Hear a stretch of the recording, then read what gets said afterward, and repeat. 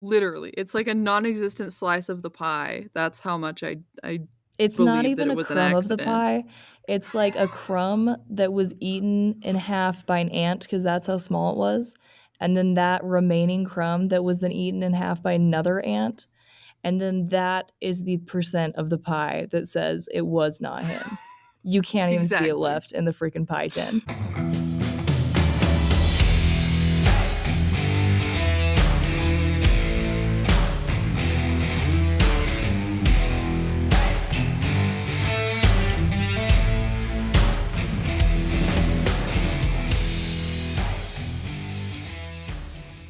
Hi, I'm Chansey, And I'm Lila. and this is for Criming Out Loud. Welcome to today's episode. This is a special episode for me because I am sitting on the floor of my classroom in my not normal recording spot. So there's that. It's kind of weird. Just a fun And visual for hopefully anybody. there's no panicking in this episode because I am the only one in our school right now, and I'm a tad bit on the edgy side. So There's something about good big stuff. buildings that are empty that are just really creepy. And dark. Yeah. Yeah. It's just not Yep. great. So Well, I good mean, times. I feel like people that listen should get a visual on what it's like for us when we're recording. I feel like people are thinking that we're sitting at these like desks with all this podcast equipment and we look super professional. And I just feel like that's not No. the right image. I am usually stuffed into literally my closet, sitting among shoes and Yeah. clothing. Yep. So It's pretty similar for me. We call them blanket forts because we have to literally build a blanket fort so that we can record and the sound is yeah, okay. no, it's So, great. I would say that's pretty thank professional. I yeah, mean, like, we I know don't see any sound problem here. engineering things. I think Yeah, we that sounded understand how smart. sound works. Yeah, Yeah, I like that. I know. Okay, anyways, you're welcome, everybody. Now you know what we look like when we're recording and you can laugh. No fun corner today because my That was episode the is really fun long. corner. There you go. Yeah, there you have it. Today my episode is a little bit longer. I think. I guess we'll see. But I'm gonna tell you a case that it was one of the first true crime cases I ever heard, and it's one that stuck with me because it's like super majorly bizarre. I don't know if you know this one, Lila. I'm gonna talk about Phoebe Handsjuk. Have you heard of her? Is that how you pronounce her name? I looked it up. Two sources says Handsjuk. But if it's not, I thought it was Handsjuk, but it's not. It's Handsjuk, Yeah, it's a according to 3 wild different spelling. pronunciation websites. Yeah. It's Hands with a So, J-U-K yes. at the end. It almost looks Scandinavian, but it's not. She's from Australia. So, I know that I've heard this case, but it has been a minute, and so it'll be a okay. good refresh on this. So, it's a really like mysterious death, one of those ones where there's just a million different questions that haven't been answered and there's like bizarre circumstances. And it's just one of those cases that you're going to think about for the rest of forever. So you're welcome. There you have it. So let's talk about Phoebe Handsjuk. Phoebe Handsjuk was born on May 9th of 1986. She was an 80s baby. She was born in Australia, and her parents are Lynn and I almost said Natalia. It's not Natalia. It's Natalie. Lynn and Natalie. Yeah. So there's actually like a lot of information about Phoebe because her parents have really been active in trying to get answers about what happened to her.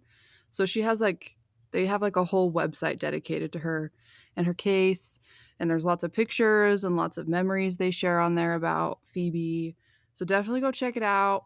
There's lots of really good stuff on there. But I'm just going to talk a little bit about what I learned about her. Her parents described her as a wild child.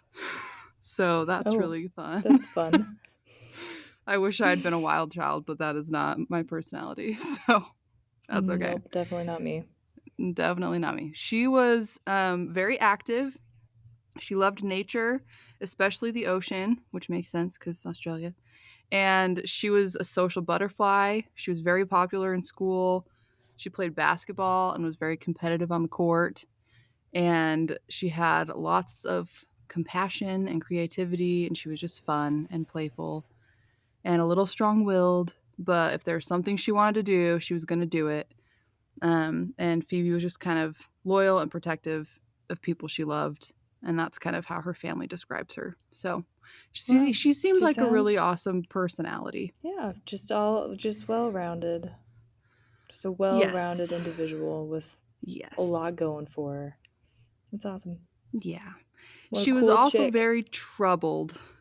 She was very troubled. Oh, She had kind of like this great personality, but it was also very troubling for her. She suffered from mental illness. She had anxiety and depression.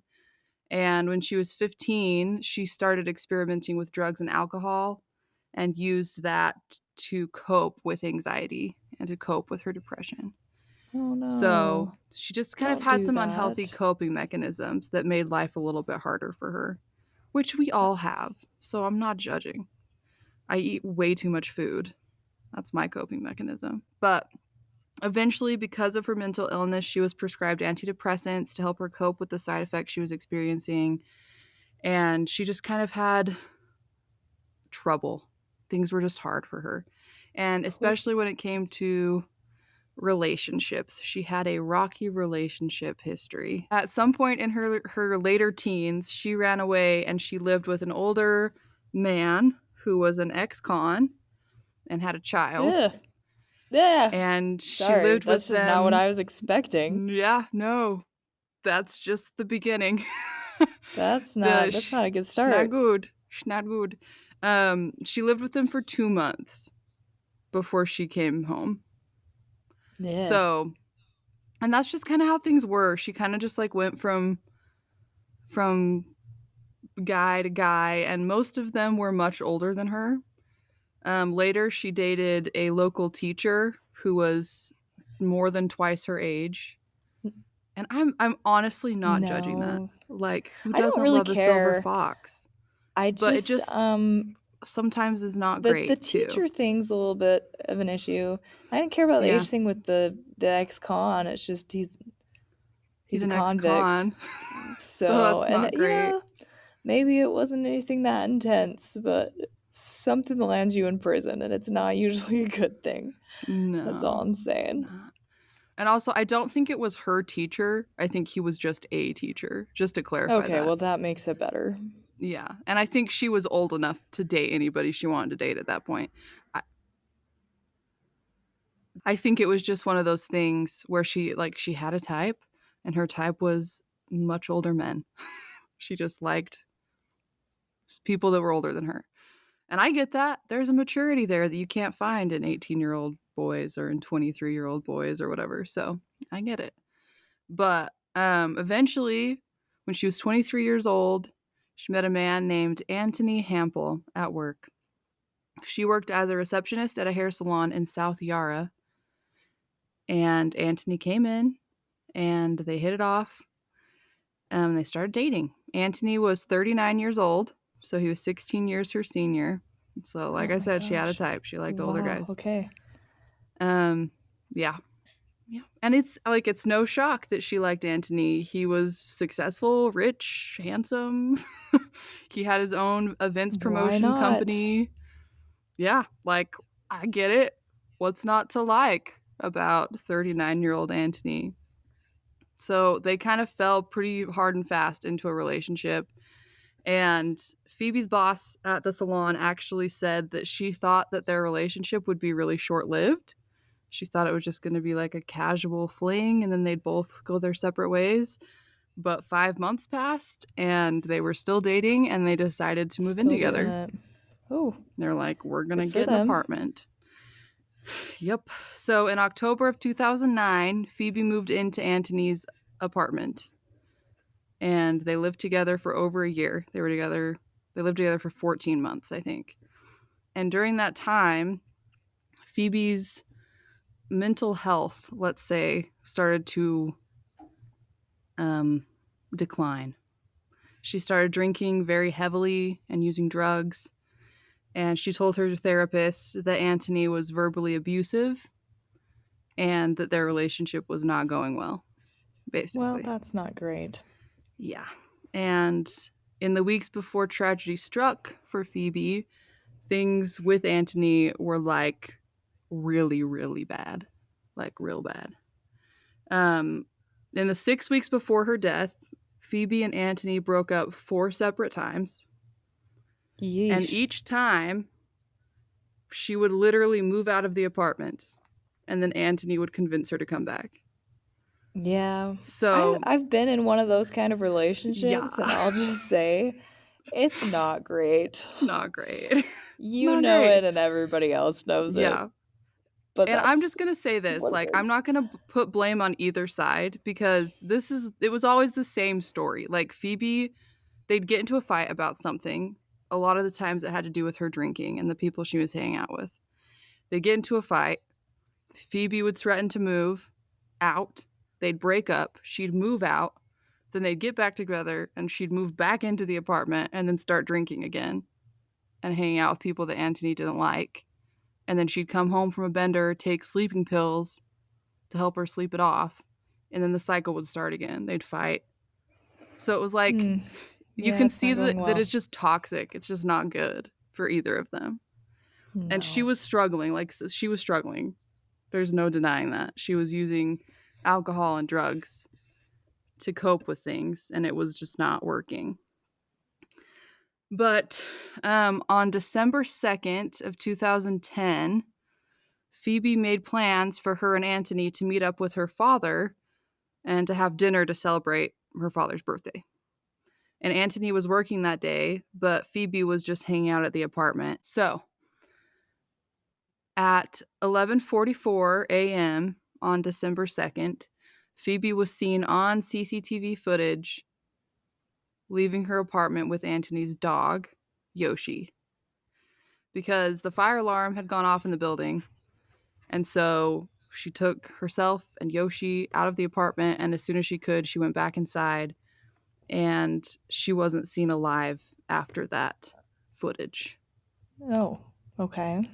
So, at least Anthony said he never saw her, but we only have his word on that, so I don't know. So, now we're going to switch to Anthony's perspective because this part of the story, we only really have his word to go off of.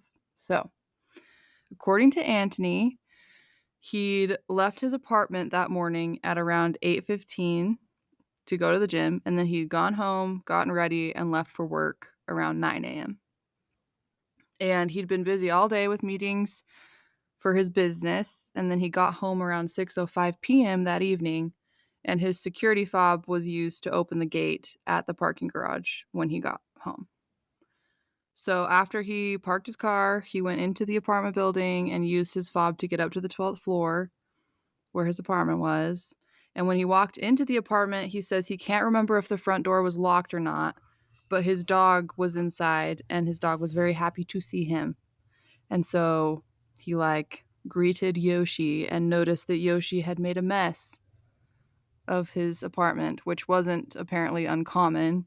Apparently this happened sometimes. And Yoshi had like taken the couch cushions off of the couch. So he was like, great. So after greeting Yoshi, Anthony walked further into the apartment and he noticed that Phoebe wasn't there, which was like kind of weird. And so he went further into the apartment and he found Phoebe's keys and handbag on the counter of the kitchen. And he wasn't really sure where she could have gone without them, but he wasn't too worried about it. And then he saw strange post it notes with random scribblings on them stuck to the counters in the kitchen as well. So he was like, that's kind of weird. He went into the bedroom and he found a shrine like pile of things on the bed. Okay, everybody. Just have to take a quick moment here and apologize because I'm a dimwit, and I thought that my microphone was plugged in this entire time, and it wasn't. And so the beginning of this recording might sound like trash fire because it was not using the microphone. It was using like my AirPod to record, and it's not the same sound quality. So if you guys were like dying because there was like scratching for the first 20 minutes of this episode, sincere apologies. It should be better now. It's much better. I can attest to that. It sounds so Mm, smooth and creamy so now. awesome. Yeah, so Oh, super good. awesome. So Anthony went into the bedroom and he found a shrine-like pile of things on the bed. There were pictures of him and Phoebe, pictures of Phoebe's cat, and what Anthony called, quote, rambled notes, the notes she writes when she's smashed and they don't make a lot of sense, end quote. That's So, interesting. yep. And there's were candles burning in the room, and Phoebe's straightener was still plugged in and on the floor. So it Oh, seemed like she'd just been there, sort of.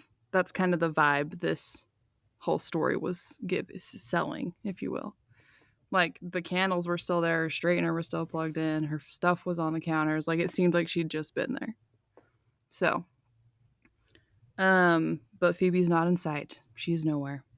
So at around 6:52 p.m., so it's like 40-ish minutes after Anthony got back to the apartment, Anthony says that he called Phoebe's father, Len, to see if Phoebe was with him because he knew that they had plans for dinner and he wasn't sure where she was. There's some confusion about this phone call, some controversy, and we'll get into it later. But this call, just remember that this happened because it might be more suspicious than it sounds. So, in any case, Anthony told Lynn that he didn't know where Phoebe was and that her bag and keys were still there. And he said, quote, she can't be too far away, end quote, because her stuff was still there. Lynn, okay. however, was concerned by the information that Phoebe's stuff was there and she was nowhere in sight. Phoebe had arranged the dinner for them that morning and he hadn't heard from her since. And so he was a little concerned and he suggested to Anthony that maybe he should report her missing since nobody knew where she was. But Anthony just said that she'd probably be back later and it didn't seem like he needed to report her missing. So he didn't. And neither did Len. Okay. So, Interesting. yeah. Lynn was also concerned because the day before, Phoebe had sent a really bizarre text to a lot of the members of her family, including her father, and also her mom and her grandmother and her brothers and her boss. She just like sent this mass text out. And I'm going to read this text message. It's super, like, you can tell that she was probably under the influence when she wrote this, but it is super weird. So the message said, hi, family. I am in bed and about to sleep, and when I wake, I will transform into the most incredible human being you've ever seen. Not. I will go to hospital. It's safer there, and I hear the special tonight is tomato soup. Delicious, nutritious. I love you all very much, but not enough to send an individual text. Sorry about that, but time is sleep, and I must be on my way. Merrily, merrily, merrily, life is but a dream. XO. What the heck? Yeah. So she sent that, like, super bizarre text to, like, everybody in her family the day I before would be she's very disappeared. concerned. Yeah, and they were. Her Very family was concerned. very concerned. Um, but also, and just to play devil's advocate here, because in my opinion, like, I would have been a little more concerned than what they did here. But I don't think it's because they didn't love her. I just wonder if maybe this wasn't super uncommon for them to get kind of these drunk texts from her. So I don't Yeah. know. Like, I have no, like, there's no evidence, no, that was never mentioned that she'd sent anything like this before. But based on their reaction, like, I don't know if this was common or not. Because they were Right. concerned. Like Yeah, but her mom Natalie called Phoebe's grandmother, Natalie's mother, Jeanette, and she asked her to reach out to Antony and see if Phoebe was okay because Natalie was in the airport waiting to fly home. She'd been in some desert somewhere for 9 weeks for work, and she was flying home that night that she got the text. So she asked her mom to check on Phoebe. So I don't know if that made okay. sense at all. Yeah, no, But I get what you're saying. yeah. And there were a couple other people too, like Jeanette reached out to Antony about it, and then a couple of her brothers like reached out to their parents about it. But like nobody actually spoke to Phoebe. So the next morning, Jeanette at like 10:35, she called Antony and asked if Phoebe was okay, and this was the day that Phoebe disappeared.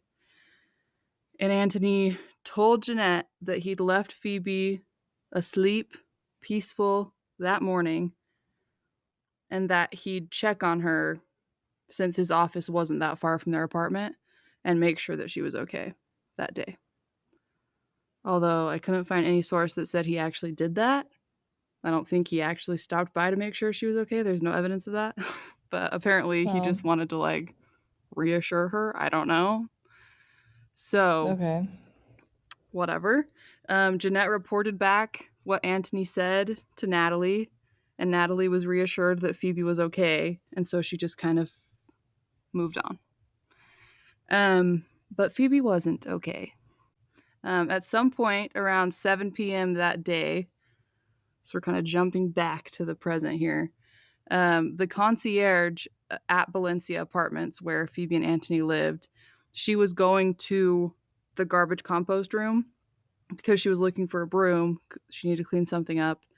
And when she tried to go into the room, something was blocking the door. And so she pushed the door harder and it opened a little bit, and she saw a young woman lying on the floor in a pool of blood amongst the garbage bins. And she immediately called police. She was horrified. Gee. And police, they showed up. Meanwhile, Antony was still up in his apartment. After he talked to Lynn about Phoebe, he ordered delivery from the Golden Triangle where they were supposed to have dinner that night. And at around 8-ish, the delivery boy got buzzed up to his apartment. And the delivery boy was like, "Hey man, what's going on? There's police everywhere and ambulances and stuff in front of the building." And Antony was like, "What? I didn't know that." So What are you Antony paid for the talking about? food.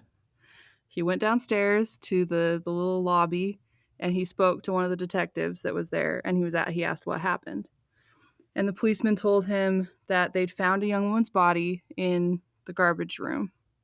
And at this point, Antony said, quote, "Oh no, my girlfriend is missing. Could it be her? Question mark." End quote. Oh, okay. Hot That's take, a Antony. weird that's a weird abrupt change of Yeah. opinion because she wasn't I missing like yeah, 20 I was minutes like, ago. I thought you didn't think she was missing an hour ago, and now you think she's missing? Interesting about face, my dude. All right. Yeah, not at all Cool. suspicious. Cool, cool, It's cool. not weird at all. Whatever, Antony. Okay, so at this point, Antony starts telling police that he's been calling her all day, but her phone had been broken, so he thought that's why she wasn't answering. He also told police that Phoebe was depressed and was taking medication for it. And he told police that he'd found some strange things in the apartment and didn't know where she would have gone because her keys and bag were still in the apartment. Okay. Yep. So He's the singing a different detective, tune now. yeah, all of a sudden he's the concerned boyfriend when he wasn't concerned an hour ago. I don't know. I I don't mean, know. I get it. I guess like now there's somebody dead. Dead. But Yeah. so you're Yeah. gonna be a little more concerned. You're going to be a little But bit more still, concerned. I don't know. It's strange to Fishy. me that he's pointing out that she's depressed, though, and that Yeah. she's taking meds for it. Like, that's weird. Is that really a necessary detail that they need to know at that moment when they're trying to identify the body? I'm not so sure. I don't think that's really a thing. So the detective asked Antony if Phoebe had any distinguishing features like tattoos or piercings to kind of help identify who she was. And Antony said that they had matching wrist tattoos and that she had a stud on her upper lip. So the detective then directed Antony to go find a recent picture of Phoebe in their apartment and see if they could use it to identify her. And then Antony went upstairs to his apartment. And at that point, the detective went to see like pictures from the crime scene basically to compare and see if she had the tattoo and the stud that Antony had mentioned. And he basically like from Antony's description knew that it was Phoebe. So he went back up to Antony's apartment and confirmed based on the photo that Antony gave him that the woman they'd found was Phoebe, basically. It wasn't Okay. like they didn't compare dental records or anything, but like her face and the distinguishing features, like it was her. Right. So, yeah, Antony said he was too devastated to view the body to like do an actual visual confirmation on the identity, but it was pretty clear that it was her. So, the first person he called was his father, George Hampel. He called his dad and told, I don't know, I'm not sure what was said on that call, but he called George Hampel. And then he called Phoebe's father, Len, who notified the rest of the family that Phoebe was gone. So after Okay. telling, That kind of makes sense to me. I mean, all that kind of checks out. If like my like boyfriend died, the first person I would call is somebody to comfort me before I had to call and tell everybody else. yeah, no, that makes sense to So, me. checks out. I could see it. I definitely could see it. Um, yeah, I guess we'll see what you think at the end of the story. After Antony got the news, the detectives went back downstairs. They left Antony alone in the apartment, and they got more officers to come back up and examine the 12th floor and the apartment. This is what was found. They found broken glass and blood on the floor of the apartment. They found post-it notes that Phoebe had allegedly left with those scribbles on them. They found blood on the floor of the 12th floor garbage room. And then they found blood on the handle of the garbage chute. So they found lots of blood, basically. Well, that's fishy, It isn't wasn't it, like lots of Anthony? blood. Yeah, it is. Isn't it a little fishy, Antony? Isn't it interesting that in his recounting of all the things he found in the apartment, he didn't once mention broken glass or blood on the floor of his apartment? I know. That's weird. Yeah. That's When he tells police what kind happened, of an that just important gets detail. omitted. I would notice if Yeah. there was blood on the floor and glass on the floor in No, my apartment. anybody's gonna notice that, but whatever. For some reason, he just didn't think it was important, I guess. I don't know.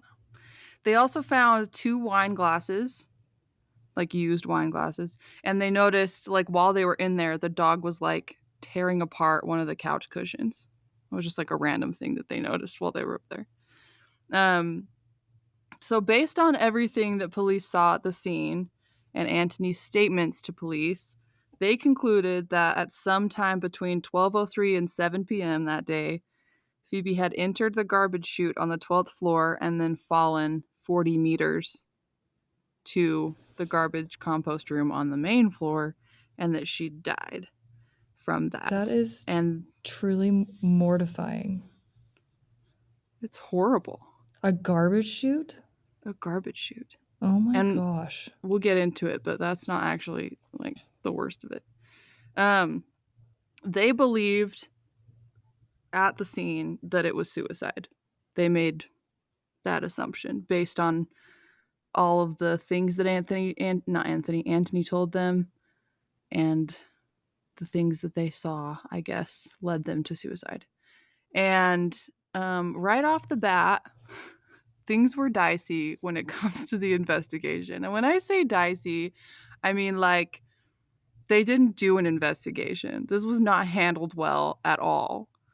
Mostly Oh, because they great. immediately assumed that her death was a suicide. And I don't know for sure if it was or wasn't a suicide. Like, honestly, I don't know either way. But we'll never know because they never did an investigation. They didn't All I'm going to follow say protocol. is who in the whole freaking world is going to stuff themselves into a garbage chute and fall to their death? I agree. That's not how I'm committing Nobody. suicide. That's Nobody. unpleasant. I Especially, mean, and I'm death not is trying to unpleasant, be, but that's unpleasant. yeah. And they have a few different reasons that they think, and we'll get into it. But I just feel like, especially when, like, Phoebe had access to, like, pills and drugs that would have been so much easier Yeah, like an than a OD. garbage chute. Right. Like, if she's gonna do that, she has better options. Not that, like, I don't know what she was thinking. I don't know what was going on, but she definitely had better options. So I don't think suicide via garbage chute has ever happened. Actually, I'm No. pretty sure it never has. I actually looked this up.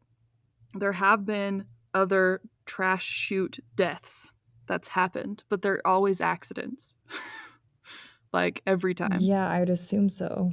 So, suicide is a push. It's just stretching the limits for me a little Plus, bit. like, I don't know, it doesn't seem like a definite way to die. Like, you could No. And you could it survive that and wasn't. just break your entire body in half. Yeah. It wasn't definite. It was horrible. She died very horribly, and I'll get into it when I talk about the coroner's report.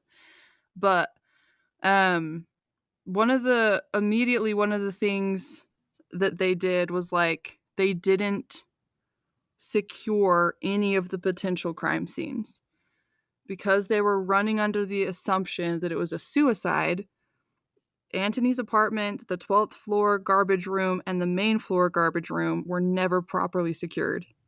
So if there was Okay. any evidence there, I they never found it because they never I looked. just have to say that I just think that until I don't know, there needs to be a new rule with that whole thing. If there's even a smidge of a doubt that it's not a suicide, then they should take more precautions, more efforts. Well, that's You the know what I thing, is mean? those Like, protocols are in yeah, place. That's a thing. You're supposed to do that. You're supposed to even if it's a prove suicide. that it was suicide. You have to take evidence And and not just the bare they minimum. hadn't proven it at this point. No, this is just them, like, initially on the scene. They take in all the evidence that they, like, see, and they decide it's suicide. And then they basically stop investigating. They do the bare minimum, but they don't, like, search the apartment, or, like, one of the things, they never dusted the 2 wine glasses for fingerprints. Never. They just didn't do it. They Mm. didn't they didn't DNA test any of the blood that was found outside of the apartment. They Really? DNA tested some of the blood that was in the apartment, and they found that it was Phoebe's, but they didn't even test all of that blood. They just tested some of it. Why? I don't know. They never seized Phoebe's electronics, like her computer, and her phone was Mhm. missing. They couldn't find her phone. Anthony claimed he had no idea what happened to it and that he'd taken it to a Right. repair shop. And What? yeah, he changed his story on her That's phone's location multiple that's times. like one of those things. It's like, dude, you're lying too hard. Yeah, you're Just just say that you haven't seen her it's phone. Don't say I haven't seen her phone. Oh wait.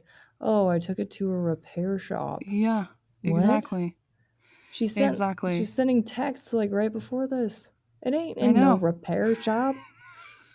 Get it straight, brother. I know. And Antony's phone wasn't seized either. So, and I get that a little bit more if they thought it was suicide, but they should have been collecting some sort of evidence. Another thing was, I don't know exactly how this fits in or when this was found out because I couldn't find it, but in multiple of the sources that I read, they found that there were absolutely no fingerprints on or around the garbage chute on the 12th floor. No fingerprints. Not Phoebe's, not anybody else's. So somehow She They committed were all suicide via wiped trash clean. chute, and she didn't touch the trash chute while she put herself into it because there were no fingerprints. So I that mean, doesn't even the make only thing I can sense. think about is like, did like a janitor come through and like clean It's it? possible because they didn't secure the scenes. It's totally possible. We'll never know. But it's Especially weird. after like it was a crime scene spot, you know? Yeah, Like maybe they did, maybe they went exactly. in there and cleaned it. I mean, they probably That's did because they possible. didn't secure the scenes. But it's still just one of those things where it's like, is that what that means? Did somebody wipe it down, or was it like a janitor, like you said? Like, what happened? We'll never know because they didn't secure the freaking scene. Like Another thing that dum-dums. just blows my mind is that police never took any type of CCTV footage to be examined, ever. Really? Eric Giamario, I think that's how you say it. He was one of the management people in the apartment, and he was trying to be as helpful as he could.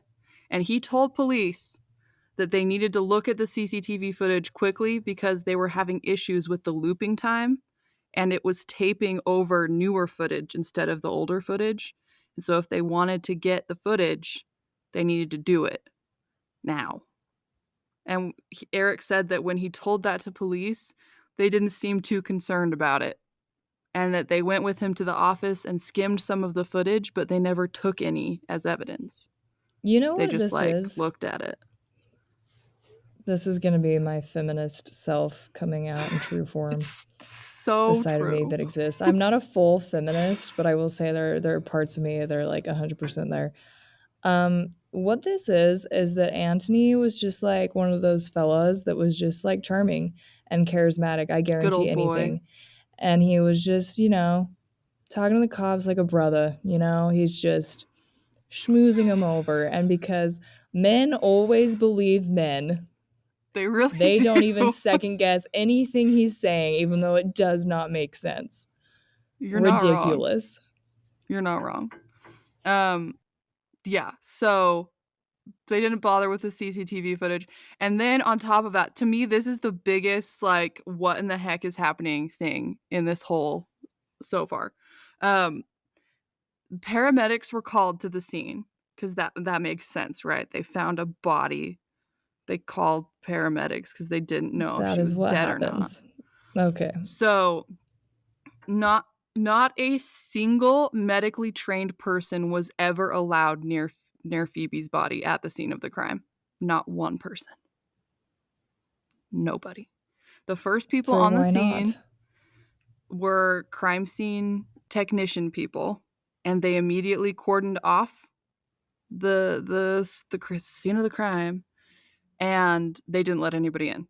One of the paramedics that came, her name was Christy Cook. When she got there, she ran inside towards the commotion, and she tried to get in to see Phoebe, but a policeman was guarding the door and told her she wasn't allowed in because it was a crime scene. And Christy was totally against this. That was not what protocol said. She didn't think that was a good idea. She kept trying to get in, and the police wouldn't budge. And she was not able to examine Phoebe. There is a conspiracy here. I don't I don't know. That's wild to me, like that the paramedics weren't allowed to go Why? in. And what's even wilder to me is that not a single person ever checked her pulse. They just assumed she was dead. What? And I like, yeah. I mean, she obviously, like, she was dead, but I don't know when she died. How, like, when she was Was found, was she she dead or alive? not? Was Yeah, she alive? exactly. Like, Could she have nobody been knows. saved? Exactly. So, Christy, this paramedic, she was able to see a little bit from outside the door since she wasn't allowed in. And she said that Phoebe was lying on her back with cuts to her right thigh and hip, and that her right ankle was at a weird angle, which led Christy to believe that her ankle was fractured. And she said that, like, the body appeared to be deceased, like the skin was bluish and things like that, but she, like, couldn't be sure because she couldn't touch the body. And Christy was very unhappy that she was not allowed to go in. And she said that it haunted her. Like, she lost a lot of sleep over it because, like, she just didn't know. Like, it's just one of those things. Like, you just need to know for sure that somebody's dead. And nobody even bothered to check her pulse. It's Yeah. wild. Yeah, it's strange. So, that's terrible. And the coroner would eventually, like, come. He wasn't on the scene, but the body was brought to him. Based on evidence in the garbage room and on the coroner's autopsy, they found that Phoebe did not die when she fell initially. And this is really sad. So if you don't want to hear Whoa, this part, just excuse skip me? aside. Just skip ahead, man. This Skip part aside. really got me. Skip aside. Get out of the Just way. swerve. Yeah. So the 40-meter drop from the 12th floor did not kill her. I It was hate to be this far worse person, than but that. 40 meters is what? Is there 3 feet in a meter? Is that a meter? That's a Hey yard. Siri, how many feet are in 40 meters? 40 meters is 131.23 feet. Eek! Okay. Yeah, 132-ish feet. So that didn't kill her. What happened is she fell down the chute, and at the bottom of the chute was a garbage compactor, and that's as horrible as it sounds. Oh my One of the mantis. blades from the compactor nearly took off her right foot, and then the machine ejected her out onto the No, floor please. No, of please. this room. And while she was like basically bleeding out, she like crawled around and tried to get out of the room. No. I can't And it take was this. dark, and she was not able to find her way out, and she died before she could. Oh my gosh. I So cannot horrible. process the horror. And they're That is saying not that how she you did die by that as a suicide. form of suicide. Exactly. No, nobody does No. that to themselves. I'm sorry. And I Not know in you any. can't predict No. that, but like they knew there was a garbage compactor. She knew there was a garbage compactor. You wouldn't throw yourself into that. That's like throwing yourself into a wood chipper. No. That's Why not a thing would that you would do. anybody. I'm sorry, who wants to go down 130 feet of chute? Are you kidding me? Even if there Not isn't a me. garbage compactor at the end, that's not how you want to try to die. Mm-mm. No, indeed. Especially when you have pills. Sorry, that's a much more pleasant way to go.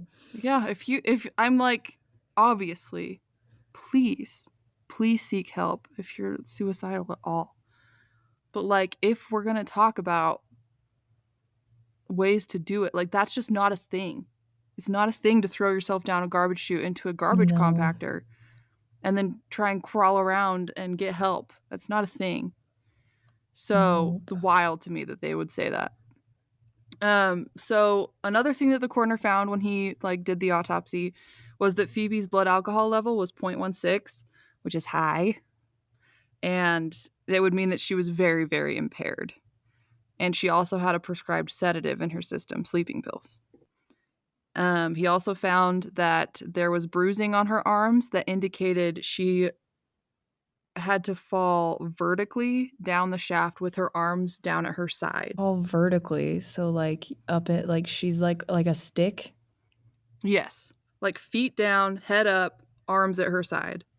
She had to fall down the chute. The chute was like 14.5 by 8.5 inches big. So it was like over a foot wide and less than a foot tall. Okay, that's not enough for a person to fit down. And she somehow got in there in that position, feet down, arms at her sides. Anyways, so that's what he found. I mean, how do you get your arms down by your sides if you're climbing in? I don't know. I don't know. I just can't picture that. After like the coroner examined the body, her body, he came back and said he ruled her death an accident. An accident? So it Like wasn't she suicide, accidentally it was an got into accident. the chute? Yeah, that he said this was what he claimed. He believed that she had been sleepwalking due to all of the sleeping pills and the alcohol in her system, and that she had fallen into the chute while under the influence, and that it was just a terrible tragedy. I'm Okay. sorry, but when I'm just gonna say this, when I fall head first. I don't fall feet first. That's not even a thing. You can't even do that. Like, you can't accidentally fall into a trash chute. It's just not a thing. The only thing that I would say is I could see she's on antidepressants, right? She's on Yes. alcohol, and those are bad And mixes. Like sedatives. everybody knows that Yes. You those don't do don't that. go well It's bad for together. you. I could see her kind of getting loopy and maybe Oh, for climbing sure. into the trash chute of her own accord and just being like, I mean, she's sending crazy texts. Like, she doesn't seem to be in the best state of State of mind. mind. Definitely And not. so the only way I see that even being like an accidental anything is if she herself like got in and was like having a hallucination and thought she was going down a water slide. I don't know. Yeah, That's I the mean, only way I could like, see it. you never know what somebody that's impaired is thinking, so it's totally possible that something like that happened. But I still don't know how she got herself in that position, No.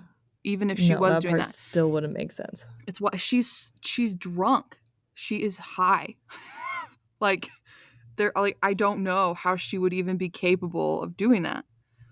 So, and we'll get into it a little bit more because they do some things to try and prove that she wasn't able to do that. But basically, the government's like done with it. It was an accidental death. It's over. Her family was like far less satisfied with that conclusion. Her grandfather, Lorne Campbell, he was a retired police detective, and as soon as he heard what had happened to Phoebe, he went and looked at the scene the night she was found. He went to the apartment. He looked at the scene of the crime. It was Wow, go about 10 p.m. grandpa. that night. Yeah, go Lorne Campbell. He said that as soon as he took in the scene, he immediately thought it was murder. Um, he's speaking as a retired police detective, but he's also speaking as somebody's grandfather. So, like, you have to take it with a grain of salt. But he also thought that, like, it could have had something to do with the drugs that she was on. There's not any evidence to support that, really. But he basically said that he just thought police had missed a lot of potential evidence, which he's right about because they didn't really do that. They didn't investigate. For instance, he noticed when he was there that there were large shoe prints leading away from the apartment that police, like, he asked them about it and they just shrugged it off, like, whatever. He was like, oh, okay. Then he was like, what about the blood and the wine glasses? And they were like, it was suicide. And he was like, uh, no, at least look. But they All I didn't. will say about the blood in the glasses is like if you're going with the like she was crazy tipsy and possibly having a breakdown, then she could have been like drinking and dropped the glass and cut herself on it and Oh, stumbled yeah, out of the that's apartment, totally you know? likely. That's Like what's so frustrating about that's this case possible.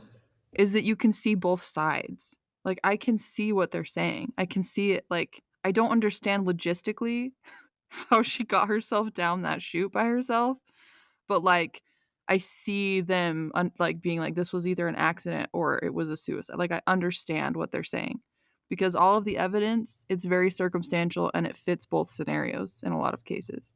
Yeah, and like I But would say I don't see any evidence for a suicide, like an no, intentional suicide, like maybe an no, accidental suicide, but not an intentional one. yeah, no. And the thing is that her grandpa, Lorne Campbell, he tried to recreate what Phoebe would have had to do to get into that garbage chute by herself. He wanted to prove that it wasn't possible or prove that it was. And so he replicated the chute, the exact dimensions, like I said, 14 and a half by 8.6 inches high. And her friends volunteered to, like, that were like her same size and were athletic and stuff. They volunteered to try and do what she would have had to do to get into the chute by herself. Well, Phoebe, according to the coroner's report, she had to be feet down, hands at her sides, head up, right? So they tried to do that. And I'm going to take a second. I just want to send you this picture so you can see the visual of it because it's kind of hard without it. And I'm going to post it. So everybody go look at it because yeah, you'll see what I mean.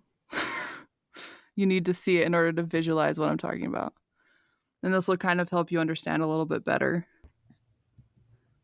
Yeah. Also, side note, Phoebe was very beautiful. Oh, yeah, she's gorgeous. Like one of the prettiest people ever. Yes. She's She very, was very beautiful. very pretty. It is no wonder she was with so many men that were older. All the men. Because they were just taken with her. Yeah. Okay, so this picture is like literally a chute in the wall. This is not the chute. They replicated it? Yeah, they replicated it. But they did all the dimensions, like how far it was up from the floor, like everything's like an exact replica. As close as they could get. So yeah, the chute is like looks like it's like 2 feet off the ground. And it's teeny, of course, a garbage chute. And the woman that is trying to go down the chute, she's like most of the way down it. She's teeny, by the way. She's really small. Most of her body is fitting, but like her shoulders are getting stuck and she can't straighten her arms. They're up by her chest, which is what I would imagine would be the issue. Like when I imagine Phoebe trying to get into there, that was what you get caught on is like if her arms were straight by her sides, then how? Because this teeny woman cannot straighten her arms. Exactly. And with her arms at her sides, she can't get both of them into the chute. Like one is like, it doesn't fit. She can get one in, but the other one won't fit. The only way when they did this experiment, the only way that they could get this to work was if they put their arms over their heads, instead of at their sides. Yeah. But even then, like sometimes they couldn't get in because with that position it like jammed their rib cages into it weird and they like didn't fall. So, and that doesn't fit the directionality of what the coroner said, like the injuries. Well, also you would think that if her arms were like above her head, there would be a lot of scrapes and stuff to her arms because they'd be hitting different than by her side. Yeah. Because it's more compact when they're by your side, so she wouldn't be getting as much of that if they were over her head and flailing around, So exactly. Like they were able to do it. Like eventually, like they were able to do it, but it took a lot of work and athleticism to get it to happen, and they were completely sober when they tried to do it. So now you have to like think about the circumstance. Phoebe was very drunk. She was impaired.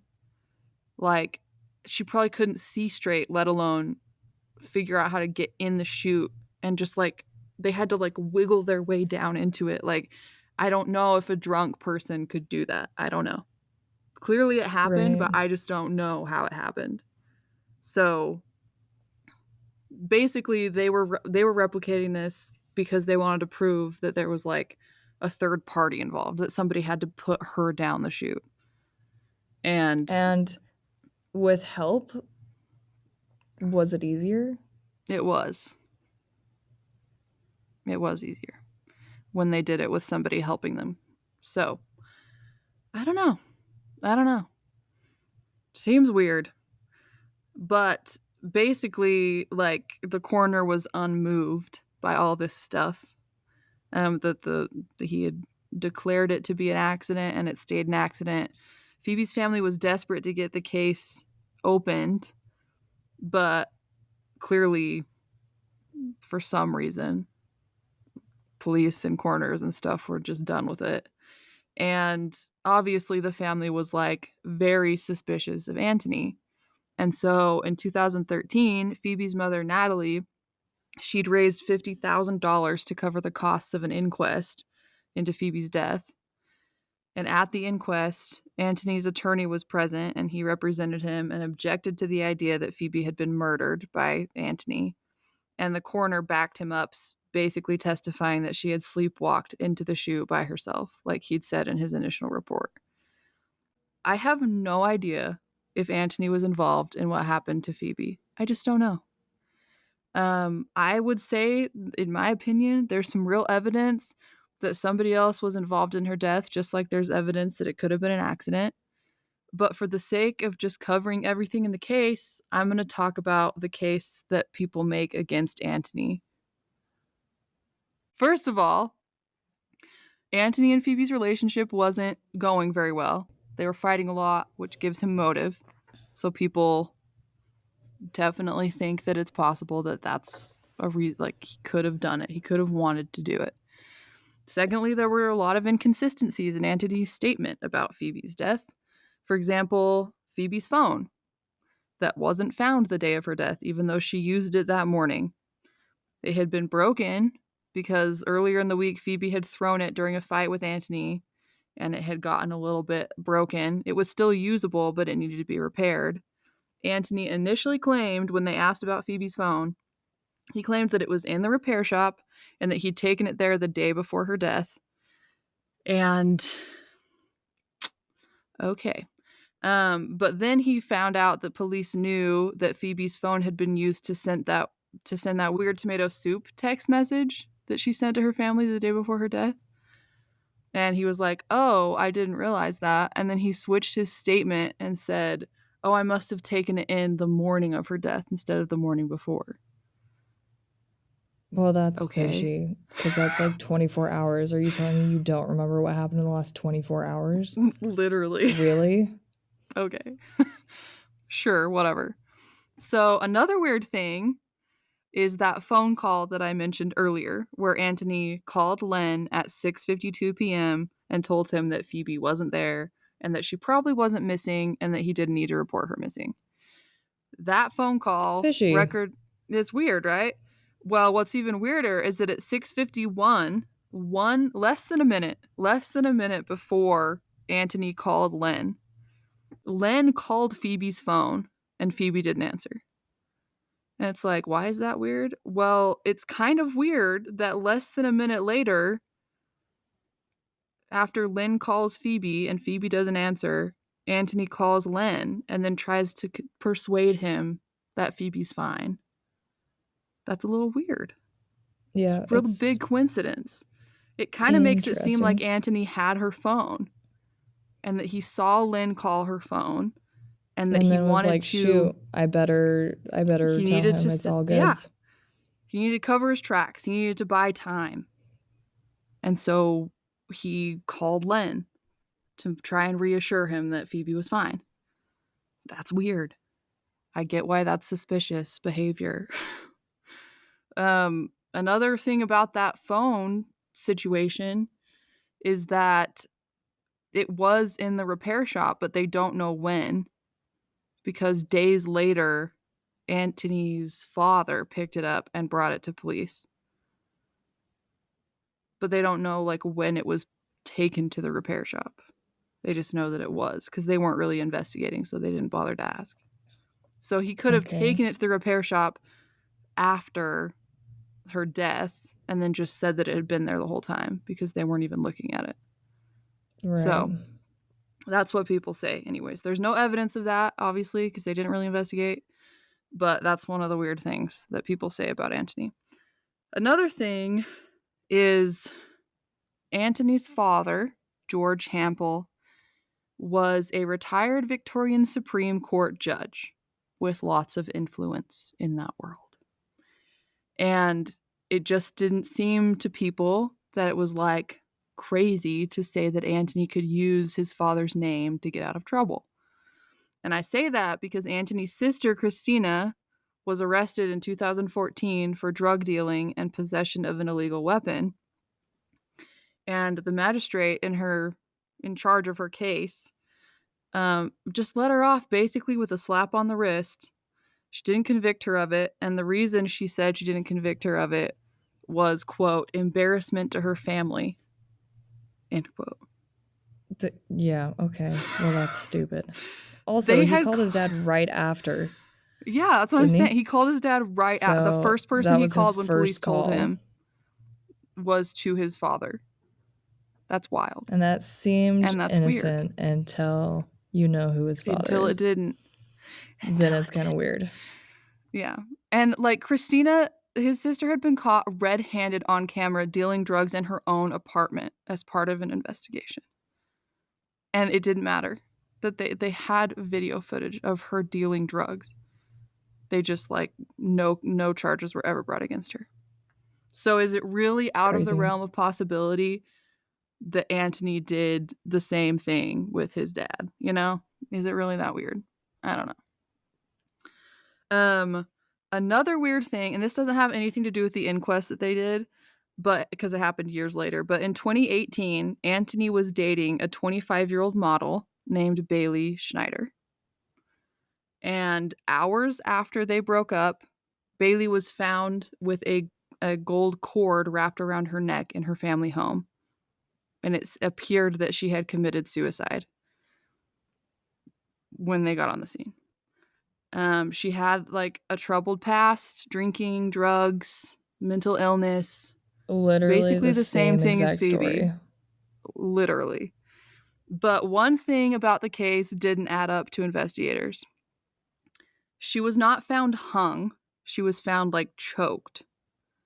So how did she choke herself with the cord? Did like how can you commit suicide via choking yourself with a cord? I don't think that's physically I'm pretty possible. I sure think not, because I your swear body you would pass blacks out out and then you and can't. then you would release Exactly. the pressure. So I don't know. So I don't know. Like, I'm Wouldn't know not a if no. doctor. I have no idea. And they were like, well, maybe she hung herself and then she fell or something. But there was literally no location in the kitchen where she was found that she could have possibly hung herself and ended up on the floor where she was. There's no way. There wasn't even a single place in the kitchen she could have hung herself from. Yeah, I'm not buying it. So it's like, what happened to her? That's wild. Hours That's after she breaks up fishy. with Anthony. Yeah, Hours. that's And interesting. Anthony was never implicated in her death. So just to be clear, he was never involved. Police never named him as a suspect or a person of interest. But it is bonkers to me that two of his very young, very beautiful, very damaged girlfriends randomly commit suicide under bizarre, unlikely circumstances. I don't think so. I'm calling BS. No. Nope. Oh my goodness. Anyways, so Fairfax Media, they did a deep dive into Phoebe's case and they claim that there's a major cover-up happening, basically. They say that Phoebe's family obtained written advice from one of Melbourne's top barristers that said, quote, the coroner's reconstruction involving Phoebe Handsjuk deliberately placing herself in the chute and endeavoring to climb down whilst possible is highly unlikely, end quote.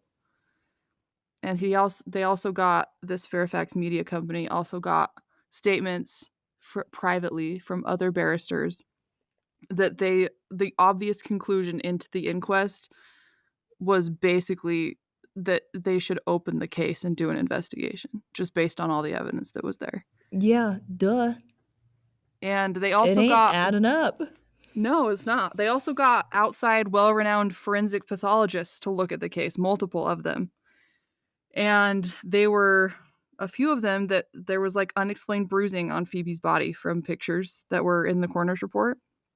And they thought that some of them could have happened before she even fell, but they couldn't know for sure until they'd examined it, which wasn't really possible anymore. And one of these pathologists, Professor Peter Ellis, he advised Phoebe's family that some of the bruises on her right upper arm, quote, do support application of fingertips to the inside of the arm, most often seen in the forceful holding of the arm, end quote.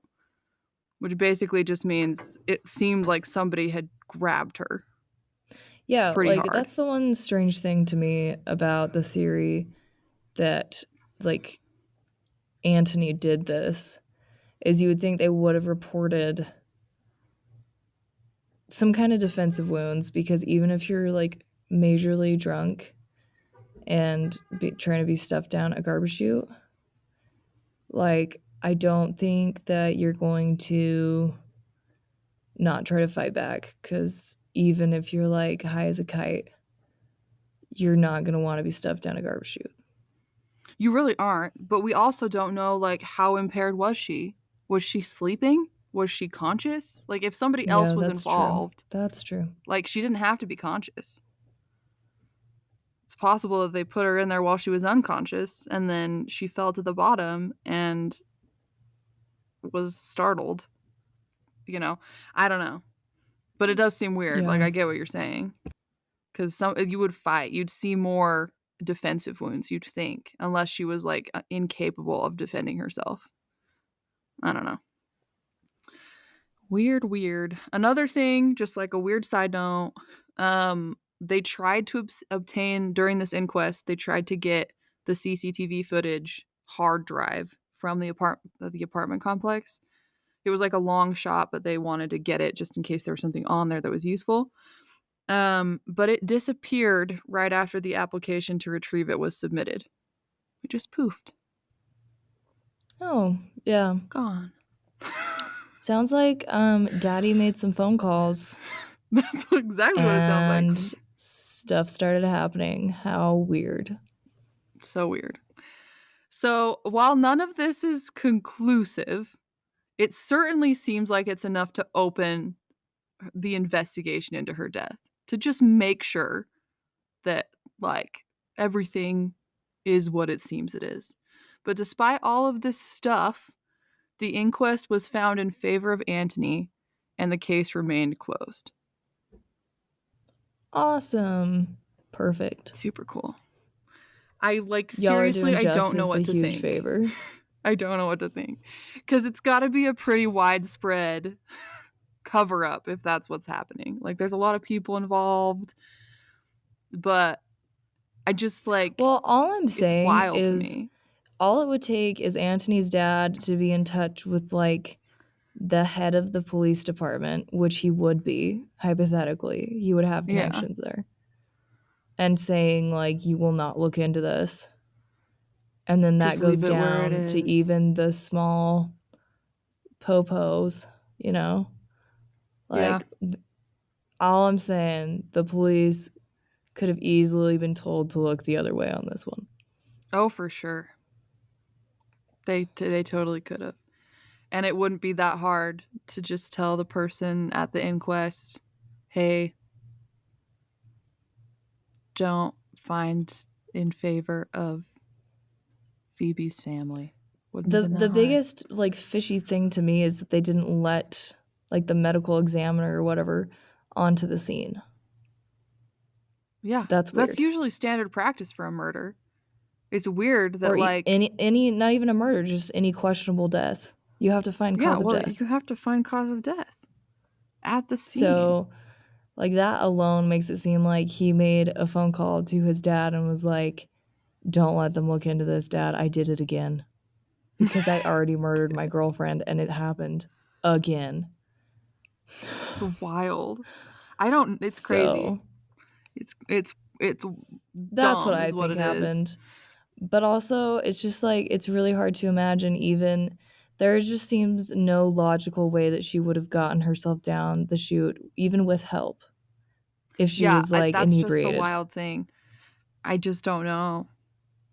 It just doesn't make sense. No matter how I like, even with somebody else, there'd have to be multiple people, I feel like, to get her. Yeah, and I think there would be. And even if she was like passed out and unconscious, like, then that's dead weight. She's still a person. Yeah, she's still at least 100 pounds.